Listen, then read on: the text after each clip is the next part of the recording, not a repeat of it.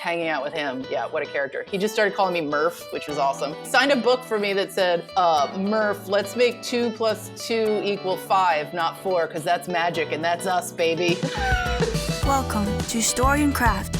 Now, here's your host, Mark Preston. All right, here we go. Back again, another episode of Story and Craft. Thank you for stopping by. Appreciate it greatly. We got a great conversation today with director Laura Murphy. The new movie in theaters right now is called F, Marry, Kill. It's with Lucy Hale and Virginia Gardner.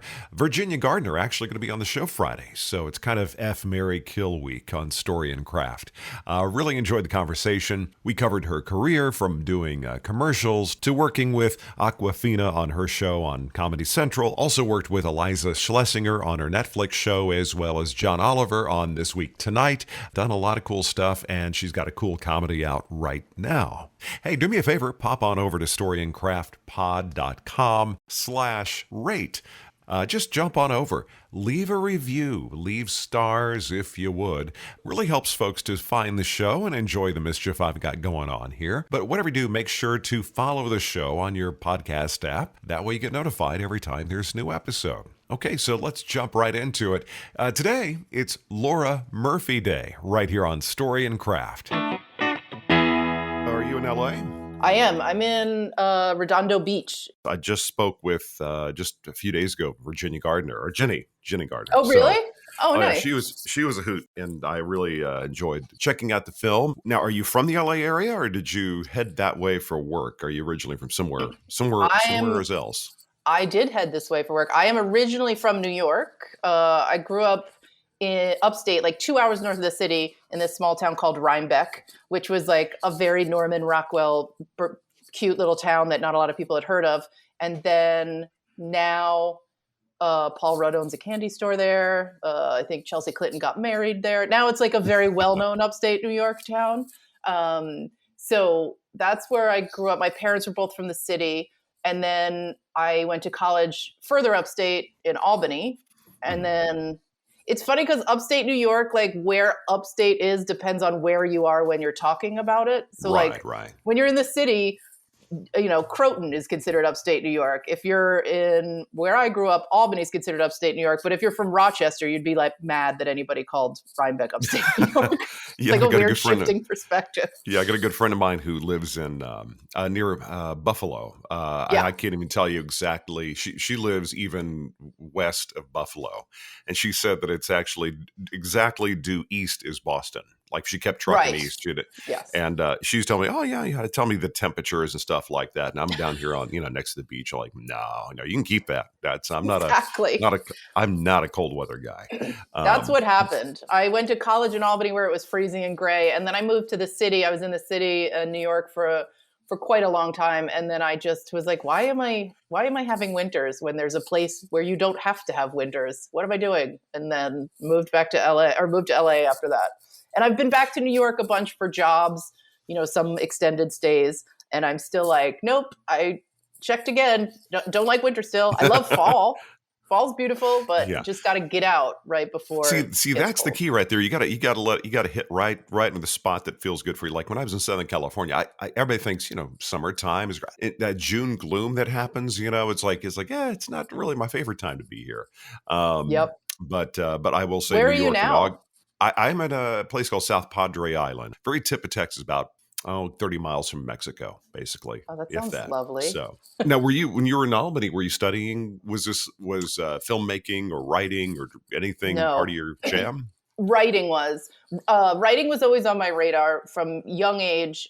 I don't think it's not that I was like, oh, I don't want to be a director. I just don't think that occurred to me as a job people could do. In retrospect, like, I definitely made my fifth grade class friends stay in and be in a play that I wrote, and at the time was directing, but didn't realize directing was a thing. But I was always passionate about writing. I loved writing. It was like a creative outlet. It was something I wanted to do.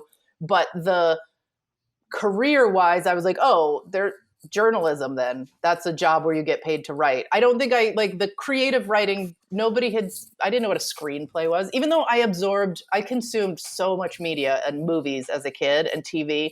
It just never occurred to me that you could write a movie and then direct a movie. I was more, so the level-headedness in me was like, oh, go to school for journalism. And so I went to Albany for communication and journalism. I did minor in theater though. So I got like a little taste of acting and behind the scenes stuff and did some writing there.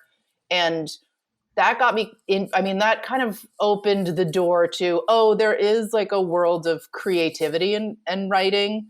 But then I graduated and kind of took a job at a PR firm as an assistant. I was like kind of floating around New York, figuring out what I want to do. And I lucked into a job at MTV.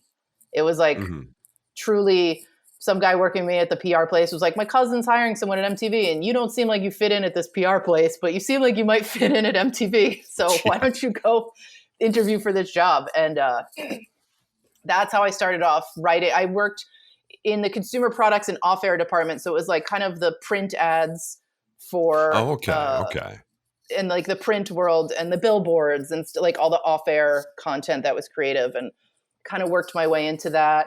But we shared a floor with the on-air promos people who made all the commercials for MTV that aired on MTV, which at that time, like early 2000s, was like, wait, didn't I see somewhere that maybe I'm imagining this, which is entirely possible, but that you were involved in the promos, MTV promo? Oh, okay. Exactly. So that's how I kind of got into promos, is we shared a floor with them and I would just hang out with those guys all the time in the promos department. And then I was finally like, hey, can I come write stuff for you guys? And they were like, sure. Another part of what I do promo voice stuff. That's a very fast pace. You were what they call a predator, I guess. The promo editor. That's what they are now. When I started out, you could be a writer and producer, or you could be, and like, you could produce promos and write them, or you could direct them and the editors were separate. Now they've merged it all into like one position. Back then it was like two positions. Now it's merged into one, which is a lot. But also back then they had really good budgets, and it was kind of like paid film school. Like they would just throw you on a set and you would sink or swim, and they had good budgets. Like great DPs would want to work on them because they were fun. They were quick turnaround. They often had celebrity talent in them. And so it was really great boot camp. Like I was on set a lot as a writer, watching other people direct and realizing, oh, this didn't look like I pictured it in my mind. And like, I watched a lot of people very successfully direct. Watched a lot of people not do so great. And that was kind of the way I learned about like set etiquette and how a set moves and what all the positions are. And so I was very fortunate to kind of get that experience because I didn't go to film school. I was trying to tell my kids about how when I worked in radio once upon a time, MTV was the tastemaker. It was part of your prep in the day. You got to check out what's happening on MTV. You know, back when trends would start out west and start traveling east, and right. The fashion and all that stuff. Now it all happens everywhere all at once, it seems like. Can't overstate how important MTV was. So like that was like the epicenter of everything culturally, at least for that age range, the younger set. Yeah. Is that kind of where you first took your bite out of doing some directing? Yep. I basically, same thing, just talked him into letting me try it, and then started directing that way. And what was cool is like, it was the era of like Jackass and also TRL, which is a very interesting time at MTV because it was kind of serving multiple audiences. Mm-hmm. For a long time, it had just been like 18 to 24-year-old males, but then TRL brought this like younger female core audience. So it was kind of a fun time to be making stuff. And there was also a lot of working with, high profile talent who were just were willing to listen to a 22-year-old tell them what to do because it was MTV. So like I did a promo with Tom Cruise and like Dave Chappelle, and I was kind of exposed to all these celebrity talent and like in a lot of cases, they were actors that were very well established that didn't do comedy by nature. But then I was working like, musicians that weren't comedians, but we were making comedy spots. So it was really good training in finding comedy with people who weren't comedians by nature. Just looking back, and I'm feeling old, I'm realizing Kurt Loder is into his 70s now, which is just, mind-boggling for me. I would think about this, guy giving me my news when I was in junior high or whatever it was. But so you went off and did this. What were your folks up to as far as career wise? You're going the direction of directing promos and Yeah. what did they understand kind of what you were up to when you I explained it to mean, them? Because this isn't journalism, no, kind of. I think the great thing about my parents is they definitely encouraged me to go to a school with more options than just art school, because they wanted to make sure I had something broader and that I wasn't just going to be a starving artist. But then once I graduated, they were kind of like, yeah, do it. Like they were always super supportive of whatever I wanted to do. My dad was a retired history teacher, high school history teacher. And my mom was like an administrative director and ran a home for like troubled kids. And she was a social worker for a long time.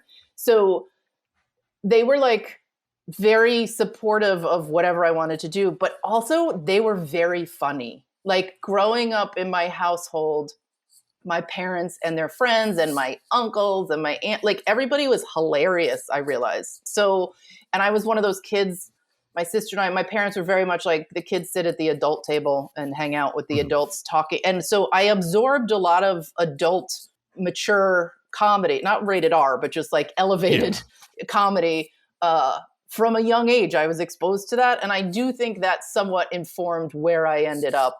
Like I was subconsciously absorbing all this, and like I said, I was watching a lot of comedy. I loved watching comedy. Yeah, I was just about to ask you.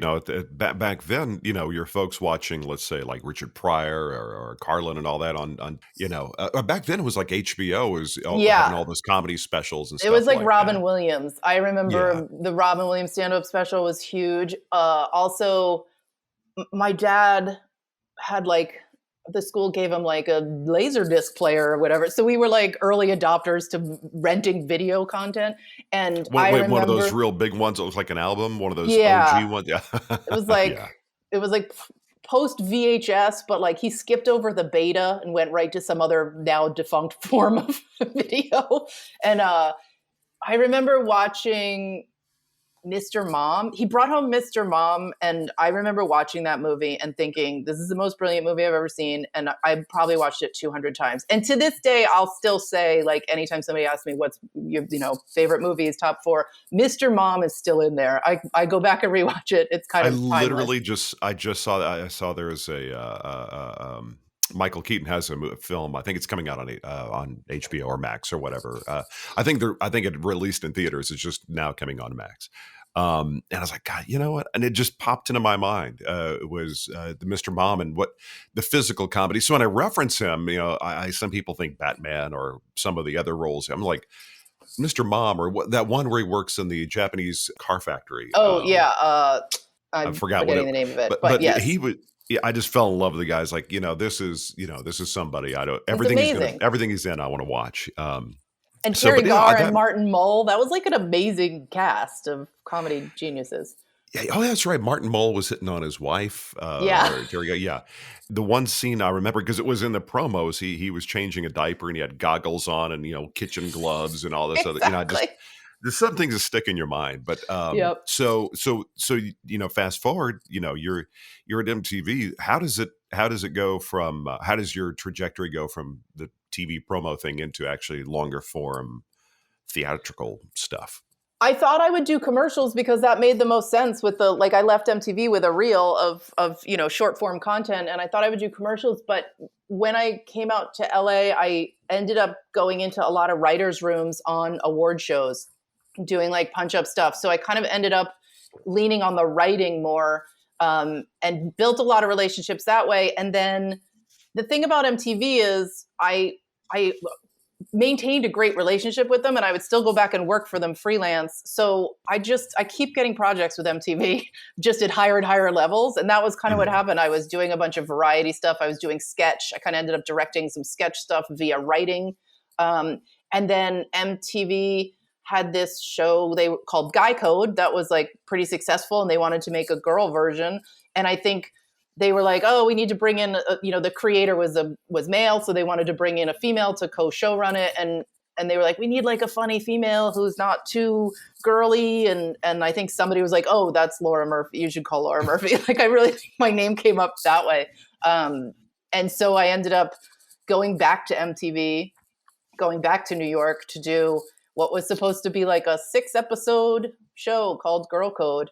And then we did a pilot and they moved it from MTV2 to MTV. And then it got greenlit for like 20 episodes. And then we did 3 seasons or something, 4 seasons. So it was like 80 episodes later. So I ended up going back to New York for a couple of years to do Girl Code. And that opened the door to, I did a couple sketches for John Oliver, and then I did a show called Adam Ruins Everything.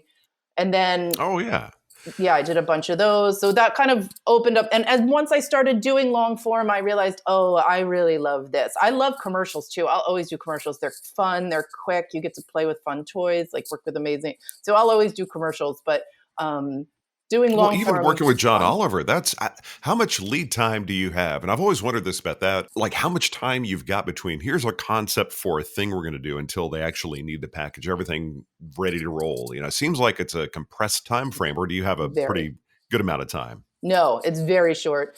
They would call me on a Wednesday. We would scout on a Thursday, shoot it Friday. They have these amazing editors, and they would be ready to go by Sunday. So it's that's super fast. Because you have to be topical. You have to be current, like with John Oliver's show. And it seems like a lot of what he has is a lot of the things he does are very visual humor, for lack of a better way of putting it. With all the awards and stuff he's won. I mean, that's it's almost like the journalism thing. It's like news packages, basically, I only did I did the sketches, like the pre-tapes, and I think I did 2 of them. And that got me more meetings than 80 episodes of Girl Code, hands down, because it's such a smart show. The writing is so amazing. They get amazing actors to be in the sketches because everybody wants to be a part of it because it's such a brilliant show. So being able to do that was such a great experience, and I was so proud to work on it. And it did also open a lot of other doors for other meetings and jobs. It was a big stepping stone.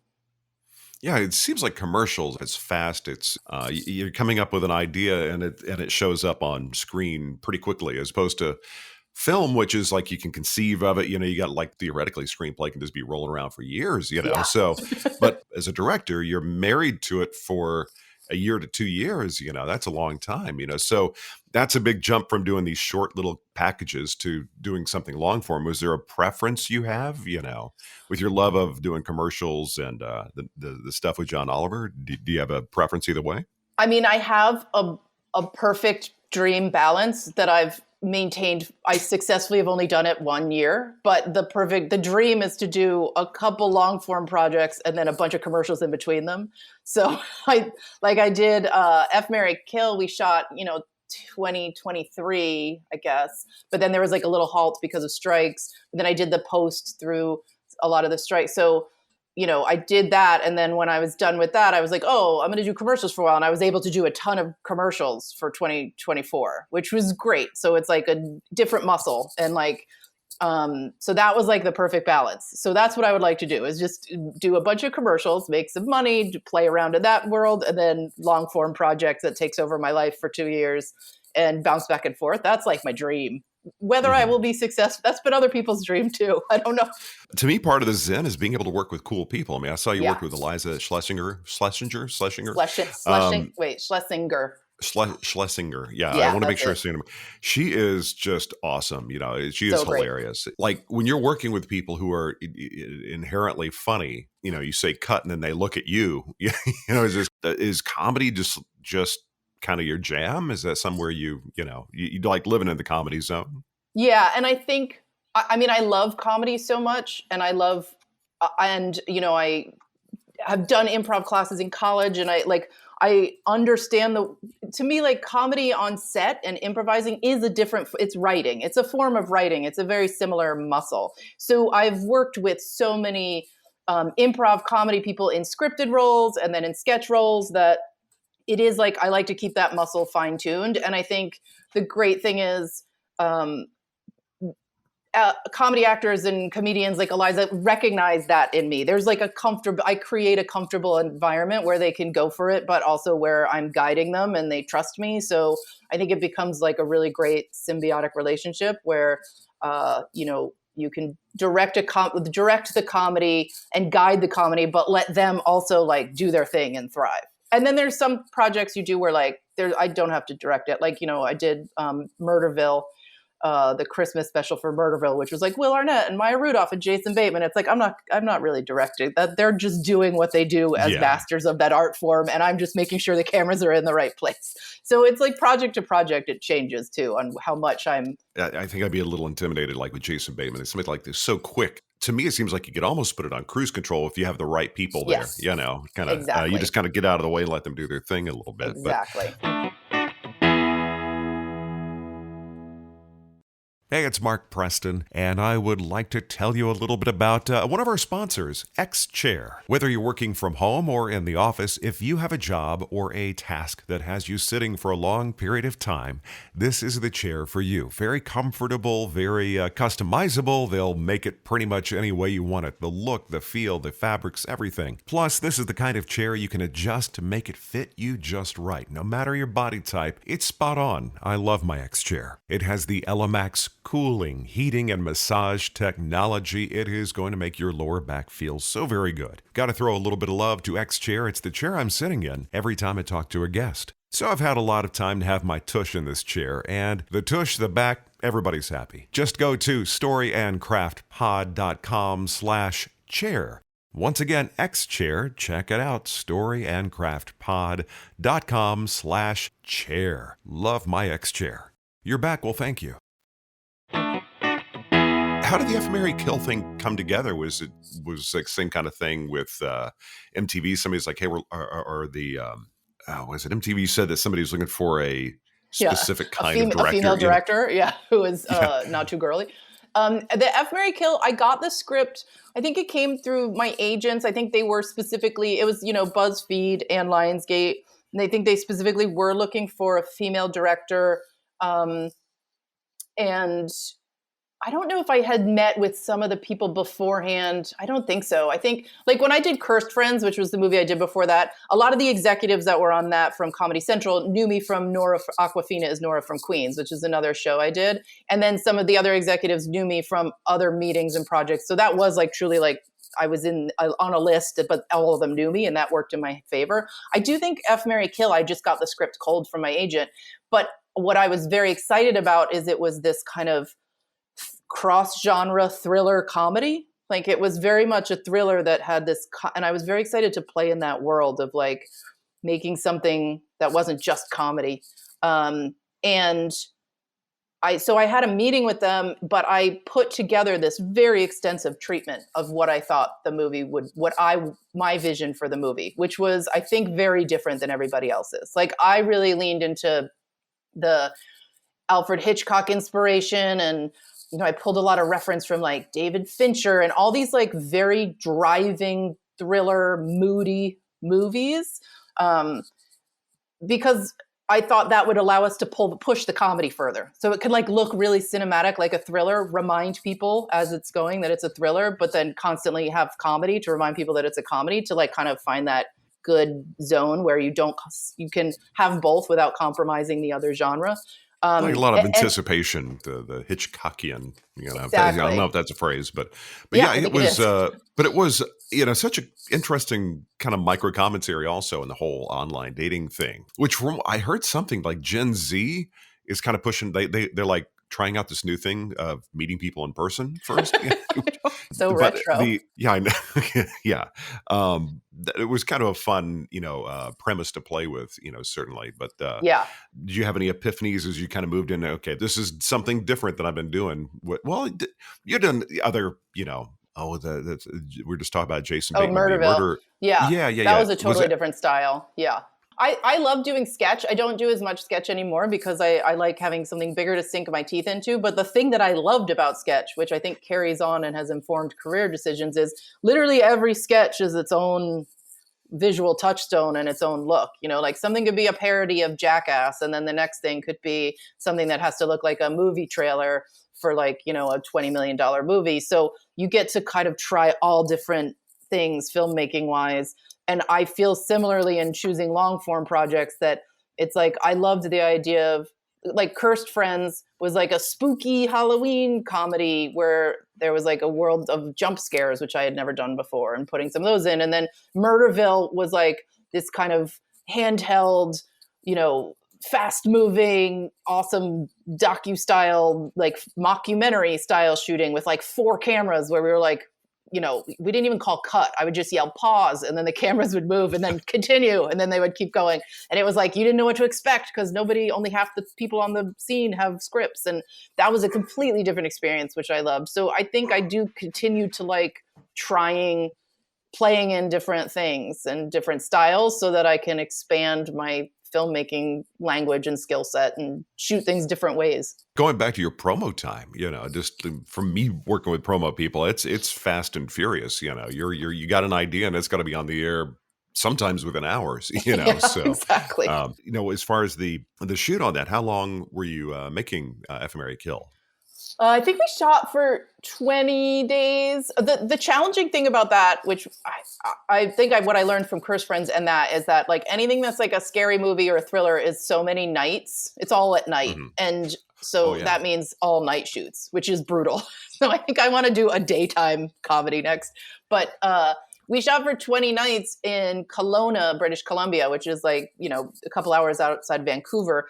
And where it's located, what we didn't know going in is that in the summer, there's only true darkness from like 10 to 4 a.m.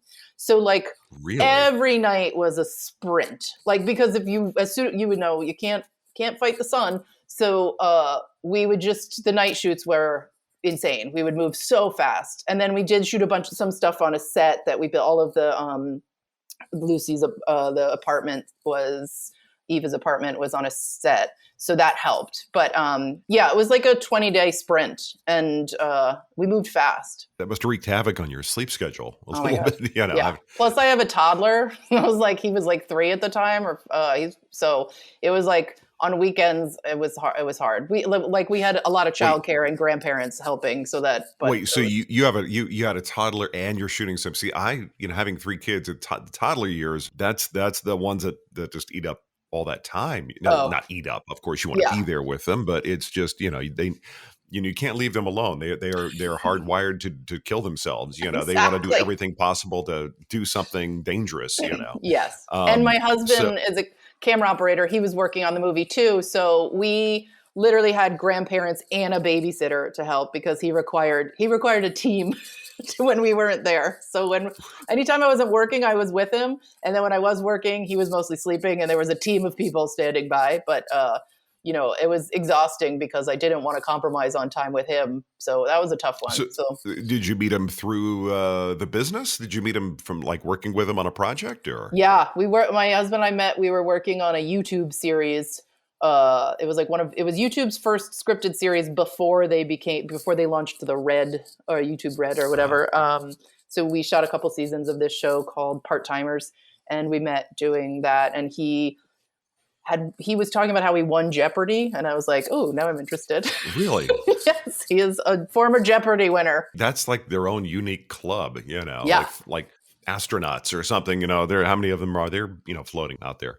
Working with somebody who does this for a living, is it easier, or does it present its own challenges, or are you gonna get that language like, okay, you understand what each of your days has been like, I think it could go either way. I think in a perfect world, conceptually it's better because he's freelance and I'm freelance and we can just trade on and off jobs. But in reality, it never works that way. You always get jobs at the same time, or, if I'm working on a project and he's there, it makes sense for him to work on a project with me. I met him through a DP that I continue to work with. So it's not like I'm bringing him onto projects. The DP that I often work with, Jonathan Hall, who's done the movies I've done, hires him anyway. So we kind of, it is better. The downside is often both of us are working at the same time, and then it becomes a childcare situation, which is challenging. But I think he understands, like, the late nights and the crazy last minute stuff and how you can't plan anything. You can't plan trips because who knows what'll happen in 3 months.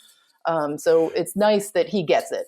You mentioned the YouTube thing and YouTube Red, and it's just so funny. We're in an era where it's great because there's so many options, but it sucks because there are so many options. It's like there's no way you can consume everything that you want to check out. There's just, exactly, unless you don't work, I guess. The idea of streaming, regular theatrical release, what's kind of your jam? I mean, I love that the streaming element of everything opened up a lot more possibilities for directors breaking in.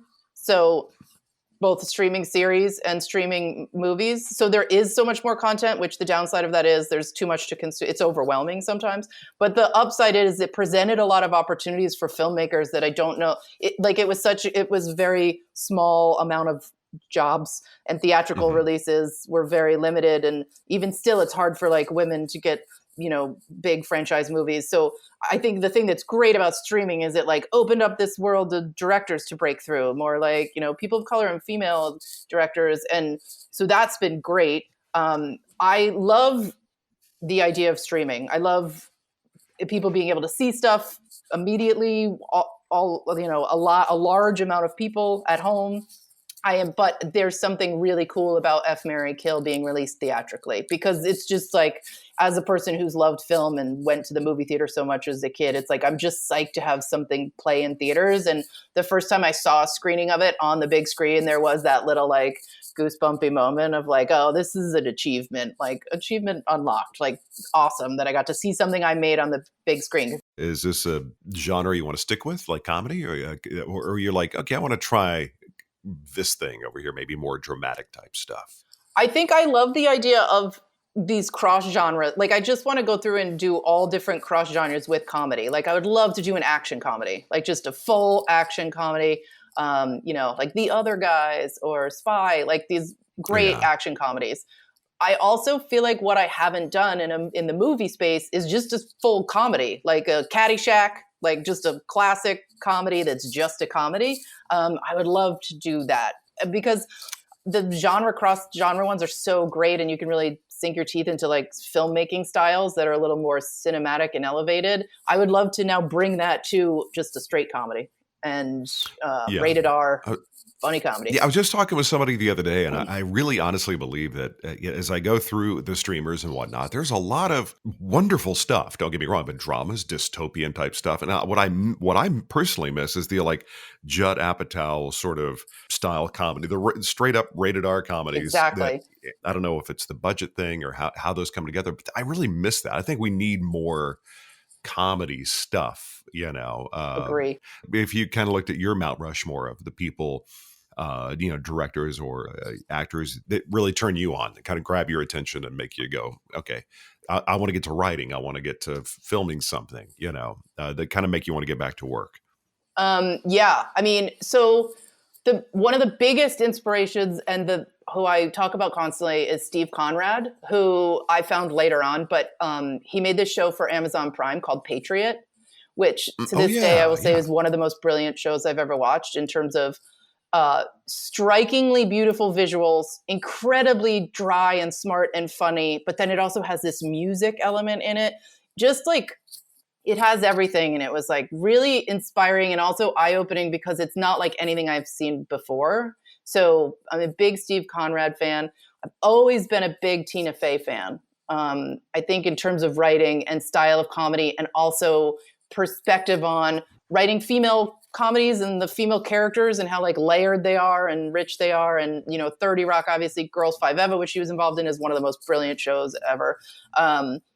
So I'd say she's another really big influence and inspiration. I think Paul Feig also does an amazing job with making comedies that are cross-genre or just comedies with female voices. And it's like, he's fantastic. So I think those are kind of the things that get me excited and inspirations. And, sometimes I'll just watch Patriot if I'm having like a writer's block, or I'm trying to figure out a way to tackle something. I'll just put Patriot on in the background with the sound off, because I just find it like, it's like some people listen to music for inspiration. I will just watch that show for inspiration. The other thing I pull a lot of influence from is I like watching old comedies that like, I've recently rewatched all of Cheers, Moonlighting. Like, I do think there's something inspiring about shows that did kind of live in just that comedy realm, or that did something different. So I think in addition to the other references and the modern stuff, I do think there's something to be said for watching like classic comedies. I mean, I have watched Caddyshack probably a million times, and Mr. Mom, obviously. Well, Caddyshack it's up there, I think, on the Mount Rushmore of like, They had a sequel, didn't they? They had a sequel to Yeah, I've never seen the sequel. Rodney Dangerfield. That they didn't have him in the second one, I think. When it was like, okay, he kind of made that, like him walking into the golf shop and just like see Rodney Dangerfield. Somebody like it's like, oh yeah, anything he was. There was that movie, Back to School. Back to I think, School, was, so good. You're not watching it to learn anything or to be inspired. You're just like turning your brain off and just enjoy. See those kind of comedies. Yeah, we need more. So you've screened your, F. Mary Kill in a theater. So what was that like when you're sitting down, lights go dark? Was that just kind of a cool experience for you to, have something in a theater?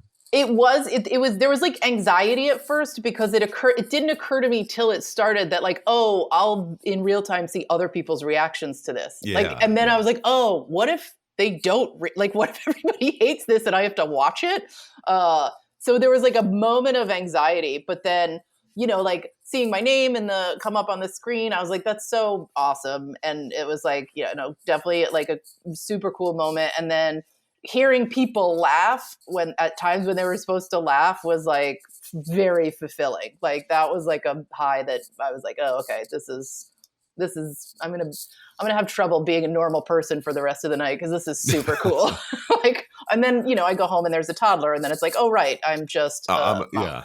But, it was really great experience. And then after we did there was a Q&A afterwards, which was the first time I've done a Q&A, and that was so fun.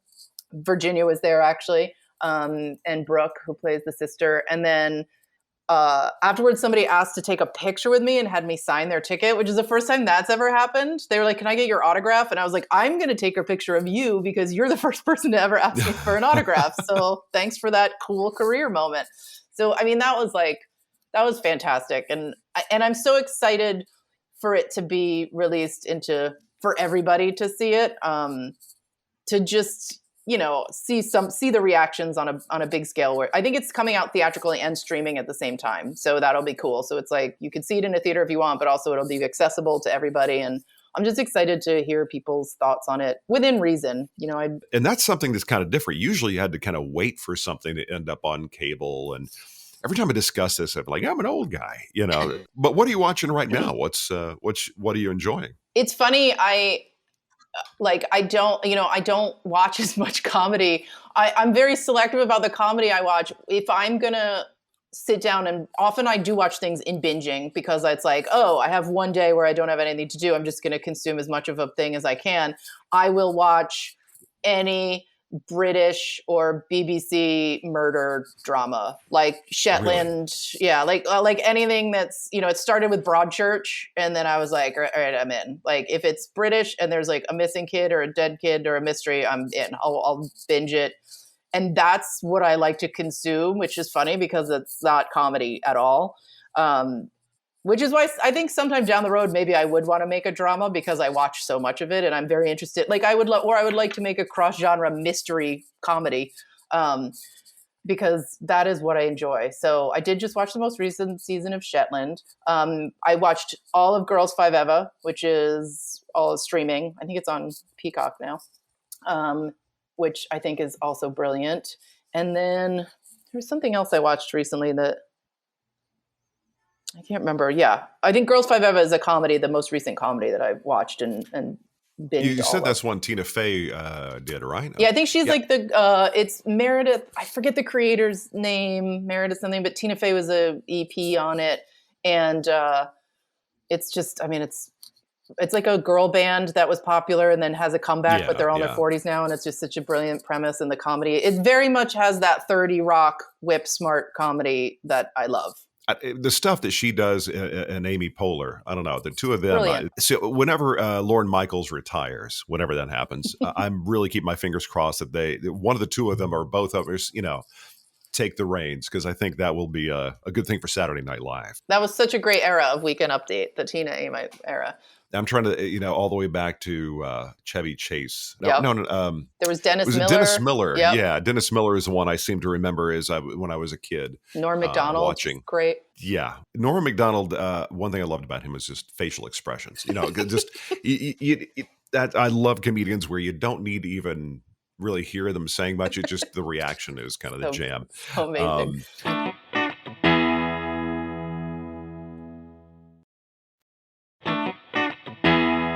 One of the things I like to do is something I call my 7 questions, kind of towards the back end, like a little extra fun. Yeah. Food always comes up at least once, it seems like, in every episode. But what if you isolate one thing that you'd say, this is, like, as far as comfort food, the one thing you love? It's salty meat, usually pepperoni. Oh, really? Yeah. I'm like a real charcuterie head. I don't think that's a thing, but I just made it up. I love a charcuterie, and if I never ate anything else, like I don't really go for sweets. I don't love canned sweet stuff. If I love pepperoni and salty meat. A couple days ago, they have a little grocery here on the island. It was like the 23rd, it expires on the 24th or something like that. But at one of these charcuterie prepackaged, kind of like an adult Lunchables kind of a thing. I was like, and they marked it down from like $10 to like $2 because they just had to get rid of it. I was like, okay, there's nobody here to share this with me, but there's part of me is like, just do it. So I went and grabbed some snack on this variety of salamis all day long, and I can feel my fingers like swung because I don't know how much salt. So much salt. The very first apartment I had by myself in New York was studio apartment where I didn't have roommates and there was nobody to judge what I ate. I think I ate charcuterie for dinner 7 straight nights in a row, and probably like 20 more after the rest of the month. Like, it's swollen ankles is my comfort zone. Very nice. My kids got into that because we go to Whole Foods. We would go by, we would do this thing because they had the meat and then they had the whole cheese section. Yeah. My kids, even though we're younger, like the funky cheeses, the funky, I was like, if it smells bad, it's probably going to taste really good. So we got that. And it was just, we've had weird dinners. And any parent knows this. It's like, okay, what do y'all want to do? Let's do cheese and meat in one of those things. Like, sold. Great. Whatever y'all want to. My toddler weirdly loves olive tapenade. It's like his favorite thing is olive tapenade on crackers. So I've turned him into a charcuterie addict also. Sophisticated. Yeah. Just, go easy on the wine. Now, if you're to sit down and talk story for a few hours, sit down and have coffee with 3 people, living or not, who would you like to sit down with? 3 different people, cup of coffee, a few hours of chatting. Oh, wow. I think Steve Conrad would definitely be one of them because watching everything he's made and what he writes, I'm very interested in how his brain works. I kind of think the other person who I actually met when I was starting at MTV, but like Robert Evans, the kid stays in the picture, producer of Godfather. So I did a shoot with him, one of my first jobs at MTV, and I met him briefly, and because he was promoting The Kid Stays in the Picture, and I went to his house and we did this promo shoot with him, and he was the most interesting person I've ever met in my entire life. Like, as he's a caricature, but not like he's such a caricature that you would think he would be a caricature, and he's not. He was not at all. There was something so genuine about him and lovable, and you get why everybody roots for him. But he was like a maniac, and I would love to spend 2 hours talking to that dude. Hanging out with him. Sad that he passed because that guy, and what a character. He just started calling me Murph, which was awesome. He signed a book for me that said, Murph, let's make 2 + 2 = 5, not 4, because that's magic and that's us, baby. Which is exactly how he talks. So I think I would love to spend some time with Robert Evans. And then who else? Let's see. But didn't he narrate his own, like a documentary about his own life or something, which was, okay, yeah. That was The Kid Stays in the Picture, which is actually a great movie. Yeah. But he did the narration on it. And he like asks himself questions and then answers them. So he'll be like, did I hate it? You bet your ass I did. And that's like his cadence of talking. So I had to write a script for him, and I wrote a lot of those. And I think he was impressed that I really nailed his monologue voice. Yeah, but he's decidedly OG Hollywood. Exactly, which I think is awesome.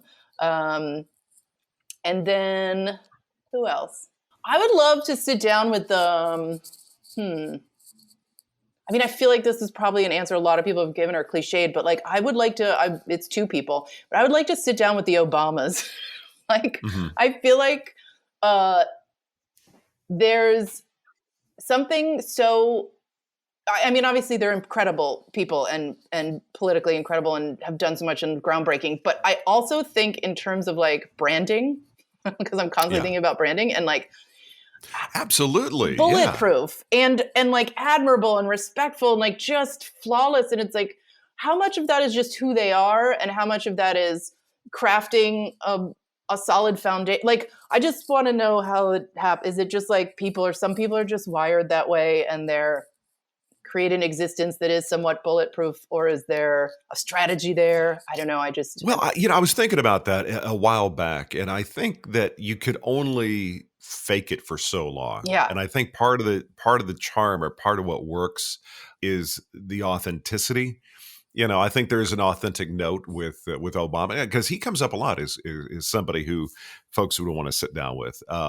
You hear him talk, and sometimes you forget, oh yeah, this guy was the president. Yeah. There are times you hear him because there's ease to him. He's a wonderful orator, and then with the AB comparison we got now. Yeah. But yeah, he and I think there's also there's this cool confidence that makes you feel comfortable when anything he says, but also, and I think you're right. It's everything stems from authenticity, but I would love somebody to do for them to do a masterclass on taking your authenticity and then finding a way to flourish successfully with that authenticity, and how you put it out there and present it, build from it, so that at the core there is authenticity, but you can still, profit from it or do good with it or establish something bigger in the world from it. And I think that's what is brilliant about them. You just look at the people who have endured, the ones that kind of stick around. You never really hear anything too controversial about them. They seem to just be authentic folks. Yeah. So I guess also David wonderful. Lynch. Oh, I forgot about David Lynch. He just passed. Yeah. That would be a very interesting person to talk about authenticity and sticking to your vision and your voice and your brand. Agree. Now, the next question I got, if you go back in time to when you were young, when you were, teenage or whatever, even maybe younger, but who was your first celebrity crush? Oh, wow. I feel like I always liked the friend or the sidekick in TV shows. If I was watching Silver Spoons, I would always like the friend. I don't remember who the friend was. It was Jason Bateman, wasn't it? Oh, was it Jason Bateman? Maybe. Or is that... well, he was the nemesis, though. Jason Bateman was the nemesis to Ricky Schroeder. It's kind of funny how fast forward Jason Bateman was the ass. And then it turned...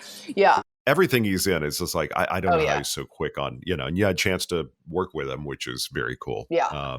I definitely developed, this came probably later though, is Sam Elliott has always been, the mustache thing, just... I think my early crushes were mostly on mustaches, not people. So yeah, he's got a lot of Magnum PI.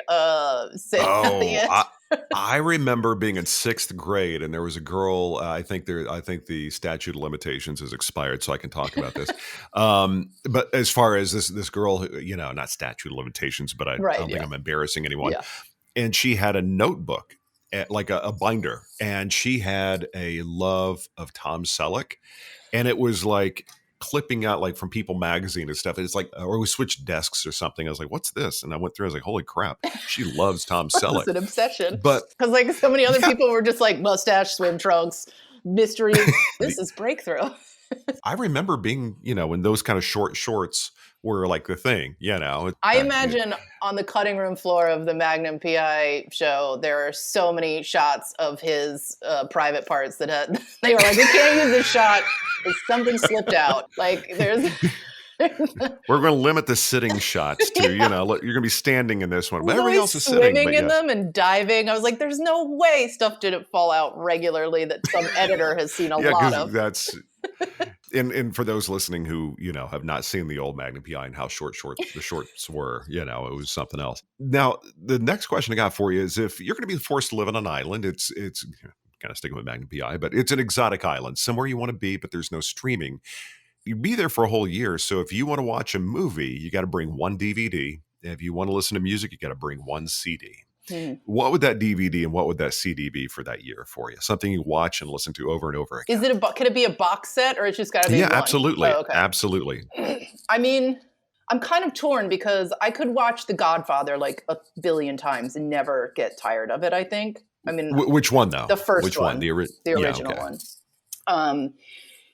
And I could probably watch that. And every time I watch it, I feel like I see something else. And then last time I just watched it with the sound off, just as an experiment. And I was noticing more stuff. So I feel like I want to say The Godfather, but then also talking about binging, I remember getting the box set for Arrested Development after it had come and gone from TV and nobody really watched it on TV that much, Mm-hmm. and staying up all night, watch it like all through the day and then all through the night watching all of, I guess it was only 2 seasons of it or 3 seasons. It was, I guess, the whole original 3 seasons, watching all of Arrested Development and being like, this is the most brilliant thing I've ever watched. There's nothing else like this on TV. And I go back and still watch those original seasons of Arrested Development over and over. So I feel like it would depend on the island. If it was like a fun island where I wanted to laugh and have fun, then I would pick the Arrested Development box set. If it was like off Washington or off British Columbia and it was like fall, cold winter, then maybe I'd watch The Godfather over and over again. Like beautiful. I gotcha. Of course, Arrested Development, all roads seem to be leading to Jason Bateman. Yeah, exactly. So,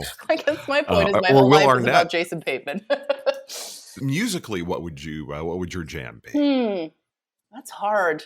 I mean, because I kind of listen to all different sorts of music, but if I had to just pick one thing, I went through a real big Tom Petty phase where, no, I'm going to take that back. You know what? I like a story song. I'm a lyrics person. So I love when there's some sort of like metaphors or a story, which is like, of course, why I like Taylor Swift. But I would, if I just had to listen to one artist the whole time, I think with the most story songs and the most songs, maybe it would be Elvis Costello. I think that's who I would bring with me. Loved Tom Petty if I listened to him when I was like 17, but then, I started listening. I think I saw a documentary, like Running Down a Dream or some, like the documentary that, what's his name made about, and I kind of got into it and then was like, oh, Tom Petty's awesome. And like, I used to hate Thin Lizzy. And now I love Thin Lizzy, weirdly. So like, I do feel like because my husband likes it. Well, I think you start listening to music differently. You start hearing the lyrics maybe a little bit more. Yeah. Maybe start, identifying with a little bit more. Now, if you were to say from stem to stern, from the time you get up to the time you go to sleep, what are the component parts for you for a perfect day? Oh, wow. I mean, I think if I get to sleep past 6:45 any day, it's already starting off great because I have a toddler. So it's like he's just yelling "mommy" at the top of his lungs at like 6:40 every day. So I love if I could sleep in a tiny bit, but I don't really sleep past 8 a.m. I'm just not wired that way. I'm a morning person. My husband's a night person, which was great when we had a baby because we could alternate. But I like to get up early. I like to take a walk on the beach because we live close to the beach now. So like get a little water view in and then eat something outdoors. And then any sort of quality time I can have in front of a fireplace, that would be a part of the day. Ideally do something creatively expressive so I don't feel guilty about not doing anything creatively expressive. So get some writing done. And then probably like a hot bath. I don't have a hot tub, but I feel like I always say, like, I don't want to be rich. I just want to be hot tub rich where I can afford to have a hot tub. Like I want to afford a hot tub and a neck lift. That's like all I really want. That's as rich as I want to be. Hot tub rich. Yeah. It's hey, you know what? I like that because that's a specific thing, some people, it's like to where they can have a certain appliance at home. Yeah. Like, I told my kids, I was like, next, if I'm moving to a place where I can kind of build it out the way I want a trash compactor. I don't know why. My grandparents had one. Right. It seems very efficient. I don't know. It's just a randomness, it's like but we got a garage fridge. Like that was like the sign of wealth when I was a kid. It was like, the people who had a fridge in their garage, they made it. So like, it's like, like, oh, there's no beer in your refrigerator. Oh, let's go to the garage. Exactly. Exactly. Let me show you my collection. You see.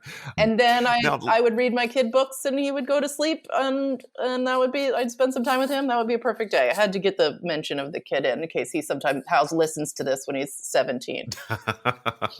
It's funny because I know I'm creating a kind of a library, if you will, and my goal is my kids. Actually, I had a syndicated show on ABC Radio, and the only thing they remember, we had a beautiful atrium, it was a beautiful building, and had a little creek in it, and they remember, and they came there during Christmas time, and they had animatronic, like it was owned by Disney, so they had cool stuff, like these little, I don't know, it was neat like stuff. Santa's Village. And Yeah, and also the security guard would always bring them cool coloring books, and that's all they remember. They don't remember anything of me doing. And so I'm Right. like, hey, I got this podcast thing now, and then my son checks it out. My oldest daughter, she's 21, so I think she's heard an episode or two. She's been here while I've had done interviews, but my youngest one, she's like, it would be pure accident if she ever hears an episode. There's no way. But I'm like, one day they can go listen, like, oh, this is a little bit more of what he was about. This is his thing, Right. purely aspirational, of course. Now, if you weren't doing this for a living, this was not an option for you. What could you see yourself doing as a vocation? I would love to be a detective. I don't know how good I'd be at it because I don't like bloody crime stuff, but I think it's like the nosiness in me. It would like solve that. I'd be like interested in doing detective work. The problem is I think a lot of detectives now mostly find cheaters, which I'm not that interested in. Like I want to solve real mysteries. So I think I would want to be a detective. That seems super cool to me.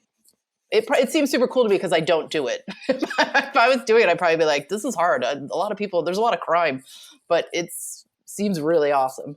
Now, the last question I've got for you, if you had the ability to jump into that DeLorean, travel back, 16-year-old you've got a piece of advice you want to leave with yourself to make that moment in your life somehow better or put yourself on a little bit different trajectory, what would that piece of advice be to younger 16-year-old you?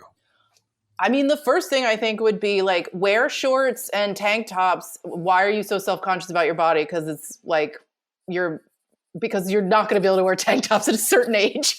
Like, enjoy it. Stop being self-conscious about it. I think I grew up so awkward and like body conscious. And it's like, looking back, it's like I was super great shape. Like, that's crazy. Why did I spend so much time and energy wasted on worrying about like my physical stature? Like, just have fun, play sports, wear shorts. It's got to be worse for young ladies now. Oh, yeah. Instagram and all. I just, that's, I'm so glad that didn't exist when I was a kid, social media. When I was in college. I'm glad that phones didn't exist with cameras and video and stuff like that. Because that, in a way, I kind of wish they did, because I'd love to go back and watch some stuff and other stuff. I'm like, thank God they didn't get that. Right. But that does make a lot of sense. The self-consciousness we have when you're younger and you go, going back to the idea, fuck it, when you're younger, you just do it. It's like and all of that energy could have gone into, I mean, like, look, I got lucky that I kind of fell into a career that was what I realized I always dreamed of. But I feel like if I had taken all the energy I put into worrying about what people thought or what I looked like into creative endeavors, maybe I would have gotten to it a little quicker. And I feel like that's the other advice I would give is like, don't worry so much about what people think you should do or what people think of you. If you feel strongly about something or if you have a creative vision, like just do it. Don't worry about what people think. It kind of kills creativity worrying about what other people are thinking. Yeah. And quite frankly, they're not probably even thinking about you. They're not at all is what I read. And like, it's still the people pleaser in me is still something I'm constantly trying to squash, because it often gets in the way of, as a director, it gets in the way of my career and my job. And it's just something that is a lifelong process of squashing the people pleaser part of myself. And that's something I'm still working on. So I feel like if I could have gotten a head start on it, maybe I would have kicked it by 40 instead of still working on it. But now you know. But now you know, and now you know better. You can do better. Exactly. But I'm so jazzed that the F, Marry, Kill is such a fun concept. It's kind of cool to actually speak with the individual who helped pull all this together. Well, thank you. Thanks for watching it. Well, thank you so much. I really appreciate you sharing your day with me here. Oh, thank you for having me on. With a toddler around, being able to carve out some time, that's pretty awesome. But also, I just had a meeting weirdly right before this with Billy Magnuson, who has been a guest on this podcast as well. He was the most chill dude. Again, we're bringing it back to Jason Bateman again, but game night. Yes, one of the best movies ever made. That's a great action comedy. That, and then went right to doing it was an HBO film where he played a Nazi. Oh, right. It was like the Holocaust. Yeah, it was like a drama. And it's a James Bond. He's so versatile, but he's the most chill dude. I still mark him down as being one of the most enjoyable chats I've had in a long time. Yeah, but, he's great. But next to you. Of course. Thank you. Yes. Well, thank you so much. It's been a pleasure. Hopefully, we have a chance to catch up down the line. Yes. All right, there you go. Laura Murphy. Really enjoyed the conversation. The new movie is called F, Marry, Kill. It's got Lucy Hale in it, Virginia Gardner. In fact, Virginia is going to be on the show on Friday. So again, it's F, Marry, Kill week here on Story and Craft. It's in theaters right now. Check it out. It is a funny one. All right, do me a favor if you would. Pop over to storyandcraftpod.com. That way you can find out everything you could possibly want to know about the show. Now you can also go to storyandcraftpod.com/rate, which I hope you will. Leave a review, leave some stars. Whatever you want to do. It's very helpful when it comes to folks finding Story and Craft, so I appreciate you. Also, follow the show on your podcast app. That way, every time a new episode comes out, you will be the first to know. All right, I'm going to get on out of here. As I always say, thank you so very much for making whatever I've got going on here part of what you've got going on.